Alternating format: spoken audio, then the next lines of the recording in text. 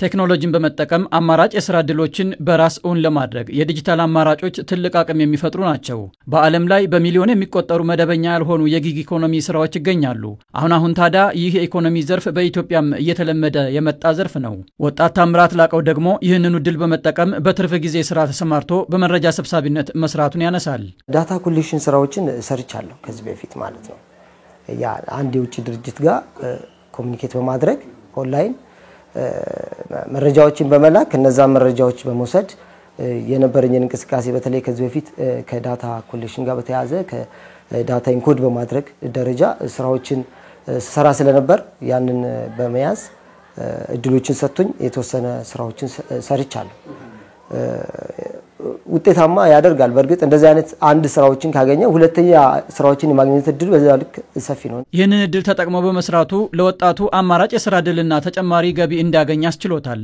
በእርግጥ አማራጭ የሥራ ዕድልን በመጠቀሙ የወጣቱን ተሞክሮ አነሳን እንጂ ዘርፉ ለበርካቶች የሥራ ዕድል በመሆን ላይ የሚገኝ ነው። ገቢ ጥሩ ነው ከመደገፍ አንፃር ስናየው ማለት ነው። በፉል ታይም ደግሞ የሚሰራ ቢሆን ደግሞ የተሻለ ይሆናል የሚል እምነት አለ። አሁን ላይ ብዙ ወጣቶች በዚህ ፕላትፎርሞች በመጠቀም ስራዎችን እየፈጠሩ ነው። ትንሹ ማሳያ ቲክቶክ አንዱ ማሳያ ሊሆን ይችላል፣ ዩቲዩበር ሌላ ማሳያ ሊሆን ይችላል። በተረፈ ደግሞ እንደዚህ ኦንላይን ጆብሶችን ደግሞ በመጠቀም የሚገኙ የሥራ ዕድሎች አንዱ ቴክኖሎጂን በመጠቀም የሚገኙ የሥራ ዕድል ናቸው ተብሎ ይታሰባል። የሥራ ዕድልን በዚህ ልክ አስፍቶ ማየት ያስፈልጋል ማለት ነው። የጊግ ኢኮኖሚ ከተለመደው የሙሉ ጊዜ ስራ ይልቅ ተለዋዋጭና ጊዜያዊ የሆነ የተወሰነ ጊዜ የስራ አይነትን የሚያካትት ነው። የስራና ክህሎት ሚኒስቴርም የሚያነሳው ዘርፉ የሚፈጥረው የስራ ዕድል እያደገ መምጣቱን ነው። አምና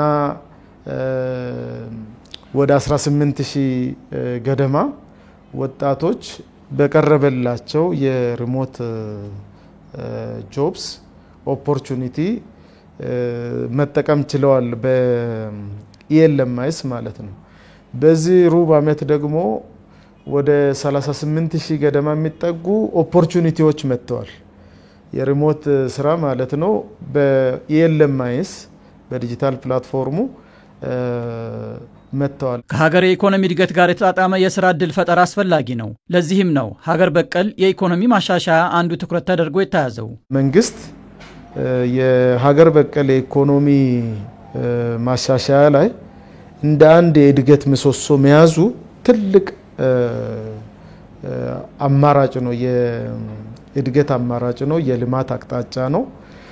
ለዜጎች ትልቅ ኦፖርቹኒቲ ነው። ልክ እንደ ወጣት ታምራት ሁሉ በሌሎች ዲጂታል አማራጮች አገልግሎት ሰጪና ተቀባይን በማገናኘት ለብዙዎች የሥራ ዕድል የፈጠሩ ብዙዎች መሆናቸው ይነሳል።